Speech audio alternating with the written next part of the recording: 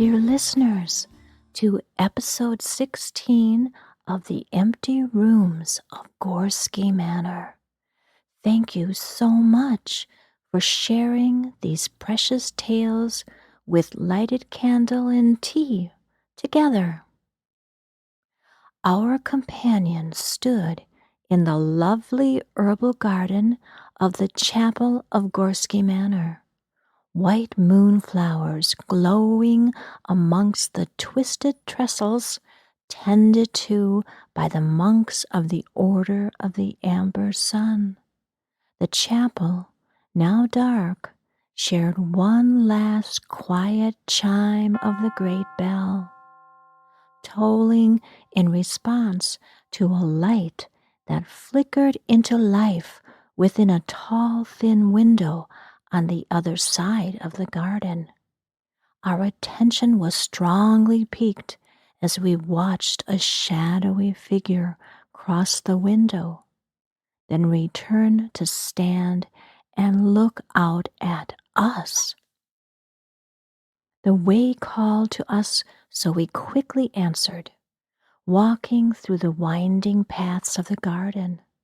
There was no sight of Monk Pierre. I would have loved to spend some time with him. I know I will see him again. Past large patches of herbs we went, all growing strong and true. Some I knew, valerian, mugwort, bee balm, yet so many were new to me. So many delicious scents floated on the gentle breeze, distinct yet mixing together in the most unusual and magical of potions. Their scents were much stronger than I have ever tasted in my own garden, possibly my aging nose, but more the energy of the manor. I surely could spend more time within these dreamy garden walls, embracing the herbs and plants and what knowledge they may share. As we got closer and closer to the window, the figure made not a move. Feathers flew up into the sky quietly, not sharing where she headed. I could hear a humming coming from the garden. Was it the herbs singing their dreams as they slept under the moon? I wondered what this place sounds like under the bright, warm gaze of the sun. I began to see gentle, slow wisps of many colors rising from some of the plant clusters, moving upwards and around them, much like an aura, but then curling into spirals before gently returning within the plant. I felt myself begin to hum in unison with the garden. I fully understood I was welcome here. A kind of warm joy filled me inside that all here was glad that I was here, a long-awaited visitor. In front of me, a larger wisp emerged from a yarrow patch. White and soft, it flowed upwards, then formed into a human shape, head to arms, and with a twirl started to dance to its inner hum. I stopped before it as it swirled to meet me, and taking hold of my hands, oh my, such an odd, solid sensation. It swept me into its humming dance. I could feel its presence, filled with emotion as we held hands. It was nothing more than amazing.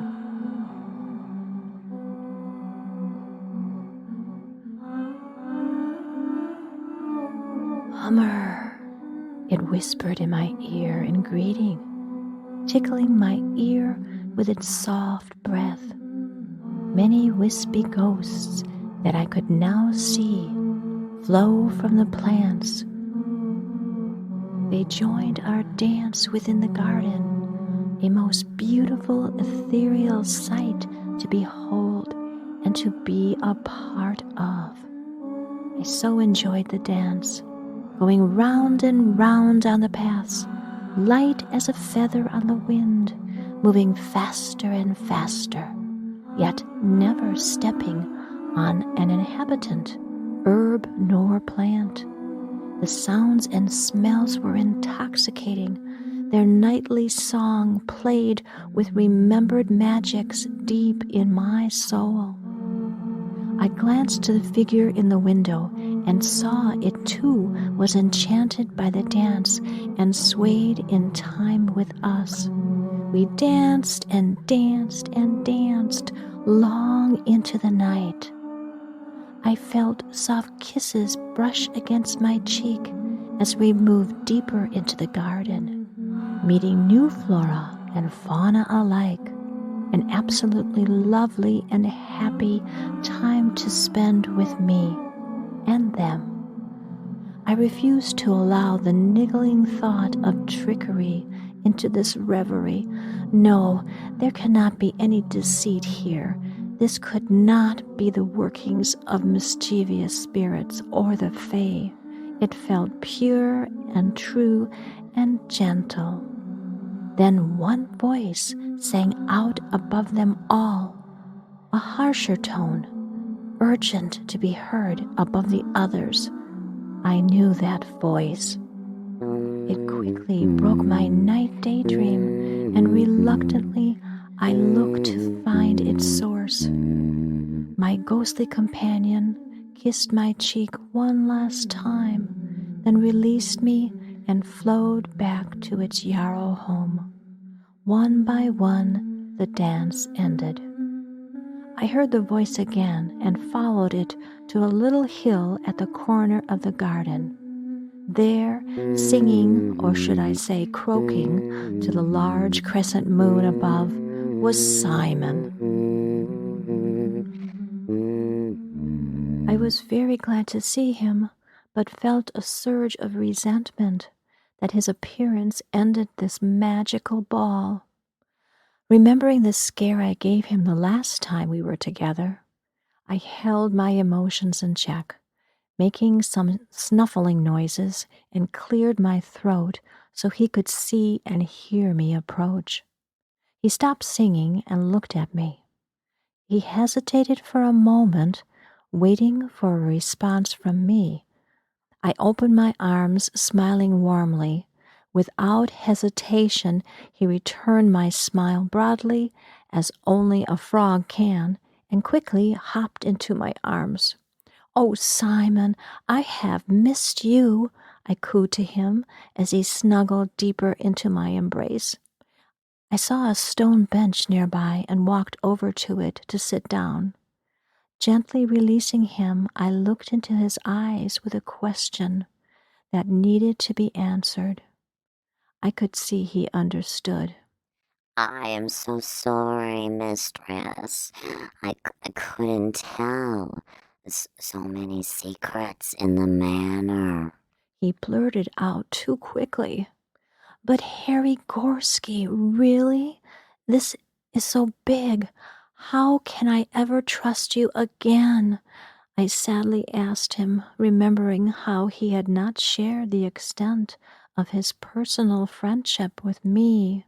No. It's just the magic. Sometimes it gets twisted. The manor is not hurtful or cruel." He shared with a sniffle. "I am beginning to understand," I responded plaintively. "The manor does seem to have a good heart." "So where is Harry?" I asked with anticipation, looking around. "He's not here. Waiting." Simon said with a seriousness that I had not yet heard from him. I looked around eagerly. "Not right here now. You are getting closer. The right time will soon be here," he stated with a finality of strength. I looked at him, wanting to ask more, but knowing things are revealed at the right time within the manor. "Where is Feathers?" He asked, looking around. Yes, where is Feathers? I asked too. I looked to the sky and around the garden, but I could not see her white form anywhere. Should we call to her? I suggested. "She will return at her time." Simon answered, and I had the feeling he wanted to be alone with me for a while. I knew she would be all right and hoped she'd come back soon. I was heading to that window over there. Look, the shadow is still there, I told him, pointing to the window, kind of surprised to see the figure was still there. "The Shadow Watcher." Simon said in a hushed voice. Oh, you know him? I asked, surprised. "No, no, no, no, no. I only know of him. Let us go." He said as he started to hop away. This is new for Simon, eager to forge forward into the unknown. As we weaved our way through the garden to the window, we soon stood beneath it. It was just a little too high for me to peek inside. The figure still stood there before us, and interestingly, I noticed the shadow figure had a shadow. I could just see it cast upon the wall behind it.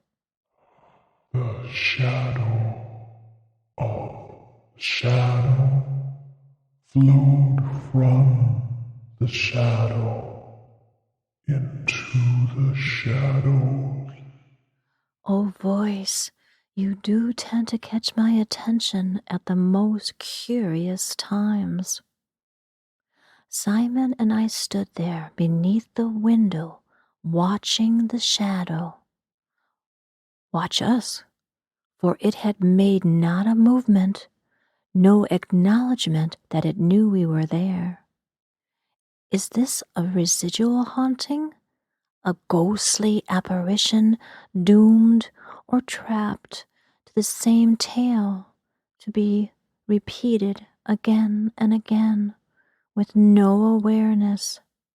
Always a sad thought. A small stone hit the window. I looked down to Simon, and I could see it was he that had tossed it. Simon, I hissed. He just shrugged his shoulders.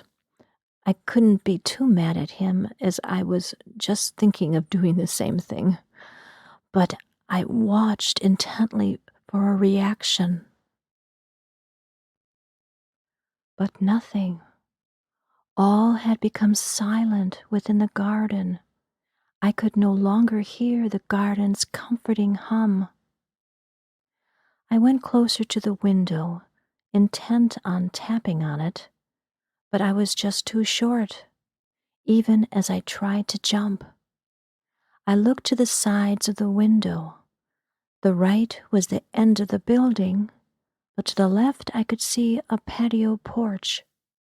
I felt drawn in that direction, yet as I paused to make up my mind, the glass patio doors flew open with a loud creak and slammed into the wall. I guess our way has been decided for us. I held my broom tightly in front of me, ready for I'm not sure what. When we got to the door, there were sheer drapes all the way to the floor of a gray, soft material that flowed into the night. I had to gather and push through them as we entered the room, and then we were in. Simon right behind me. I immediately glanced to where I thought the window would be, and there was the shadow, standing quietly, still looking out the window. He was covered in a pale white sheet from head to foot. Oddly, it had tiny pale blue forget-me-not flowers upon it. A flower of a blossom of loving remembrance, a promise one will never be forgotten. Now why have I called the ghost a he? I always find that telling, something important shared when I feel a gender of something unknown. Simon and I stood there, still, quiet. Who will make the first move? Who should make the first move? I was drawn to look at the room itself. One small round table stood within the center, 4 wooden chairs circling it. A lovely lantern of black metal twisted into vines of long thin leaves with blossoms of amber crystals adorn it, hung from the ceiling above the table. A large beeswax candle now burned within the lantern, creating the mystical dancing shadows of amber upon the walls of the most intricate weavings of trees and plants, bushes and vines, herbs and fluttery flying insects that moved between the foliage. Beneath this natural weaving of what felt like a Jotun, a giant garden, all at immense size, I could see little twinkling black eyes beneath, peeking and blinking and waiting. The sight made me feel I was tiny as a mouse. It's only once in a while, down empty, dusty halls, I sometimes almost think about you. It's only once in a while, through empty rooms alone, I sometimes almost think about you. Silent footsteps walk across the floor. Silent shadows will cross the door. Silent candles will burn so cold. Silent shrouded rooms of old. Far away down the hall, the clock chimes nightly toll. The full moon makes me think about you. It's only once in a while, down empty spiral stairs, I sometimes almost think about you. It's only once in a while, across empty attic floors, I sometimes almost think about you. Silent footsteps walk across the floor. Silent shadows will cross the door. Silent candles will burn so cold. Silent shrouded rooms of old.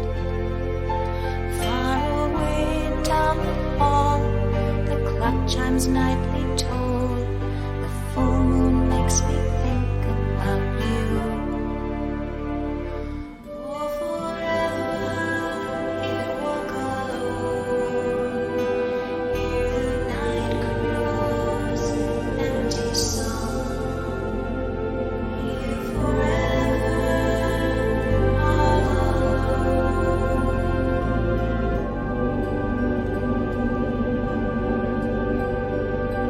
Here forever all alone.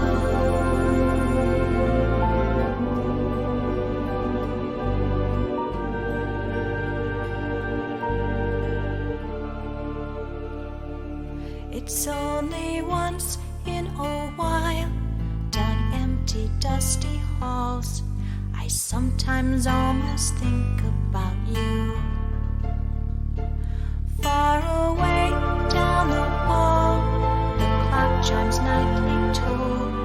The full moon makes me think about you. Silent years pass forevermore. Silent voices are heard no more.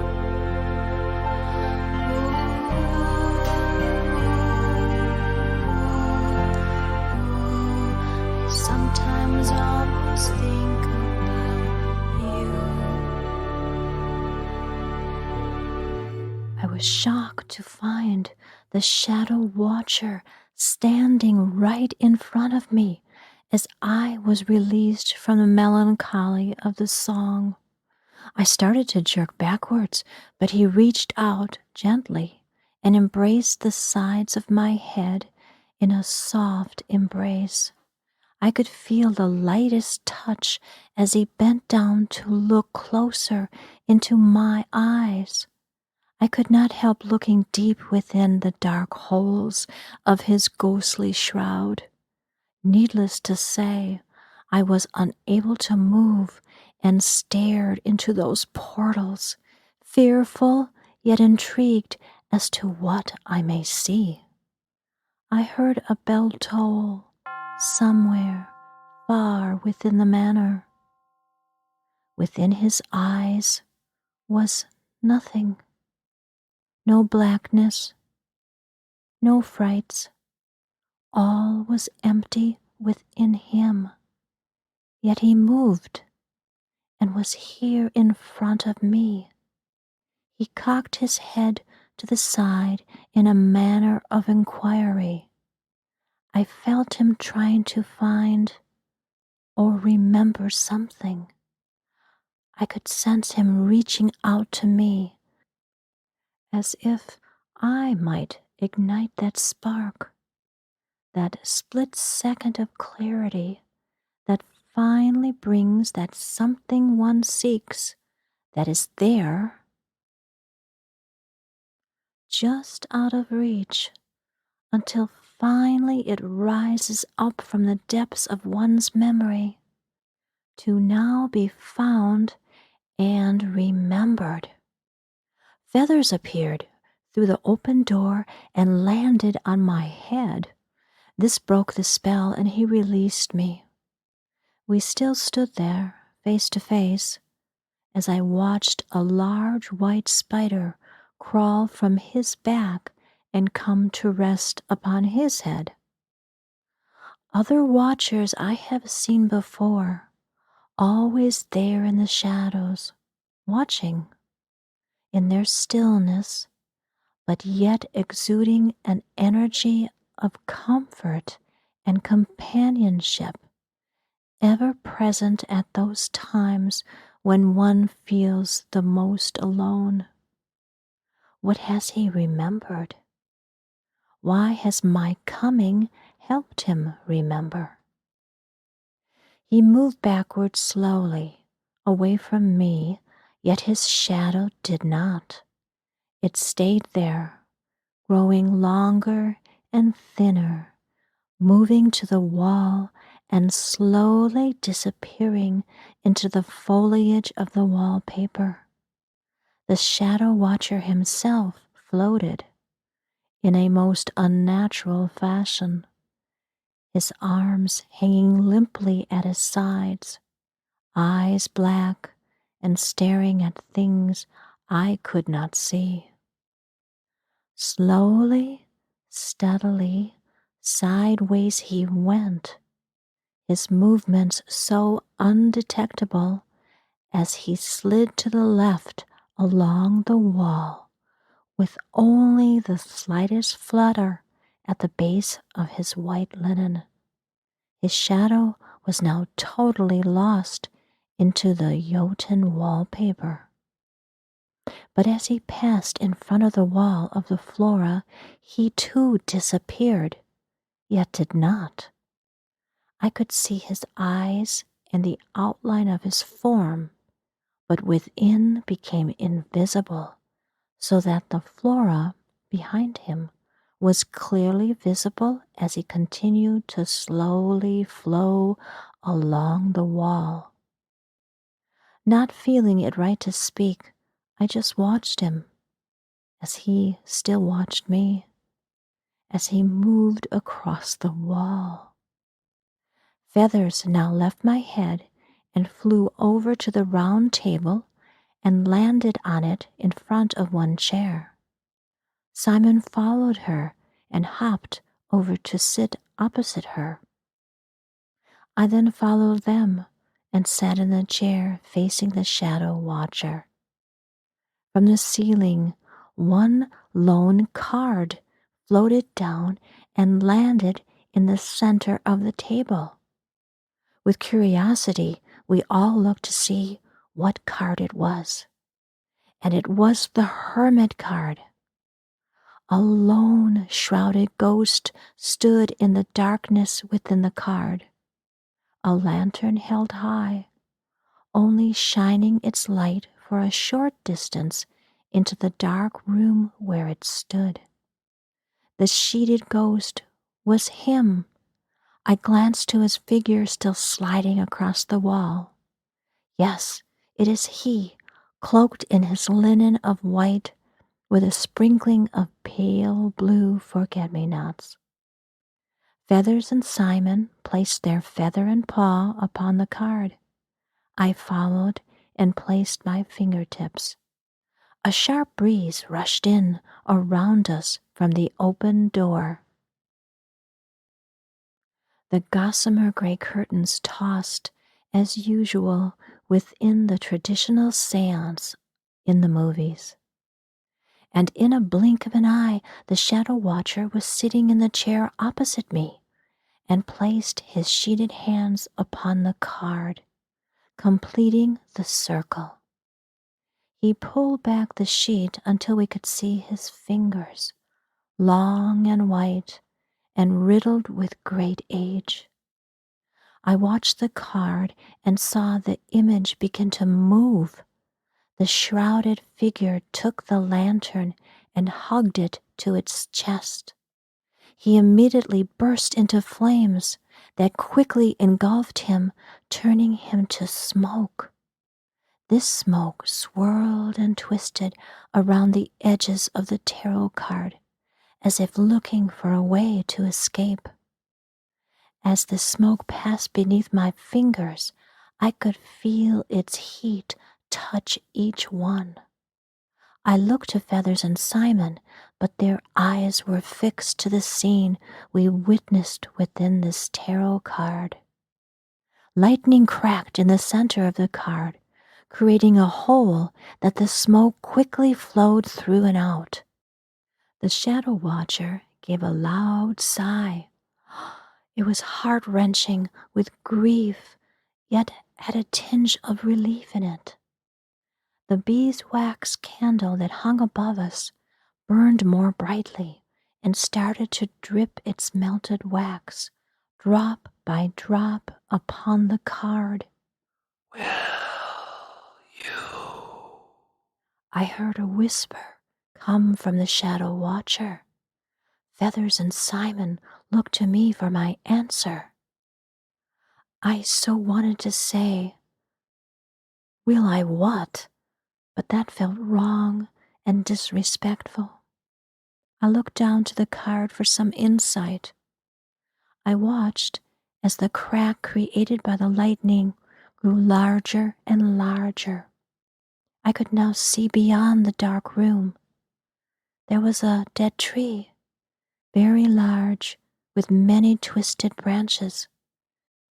The ends of many broken branches held cobalt blue bottles, each facing down, each containing movement of many trapped spirits within them.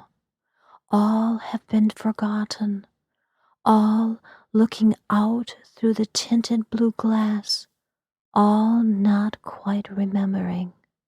In the silence, in the forgetting, one must go, waiting for a almost think, to almost remember, just for a moment. Yes, I answered. I will think of you. The card melted into the wood of the table. All that was left was the round stone of beeswax. I touched it. It was solid and firm. I looked within it and saw the rune Isa there, the rune of the hermit, solitude and comfort. Comfort within yourself, alone. The outsider, living at the borderlands, content within the memories of one's past and the new memories of each new day, a place of rest and calmness, ever walking the path of forever. We all stood up, expecting the Shadow Watcher to leave, but he came to me and gave me a gentle kiss upon my forehead, his thank you for my agreement to help him.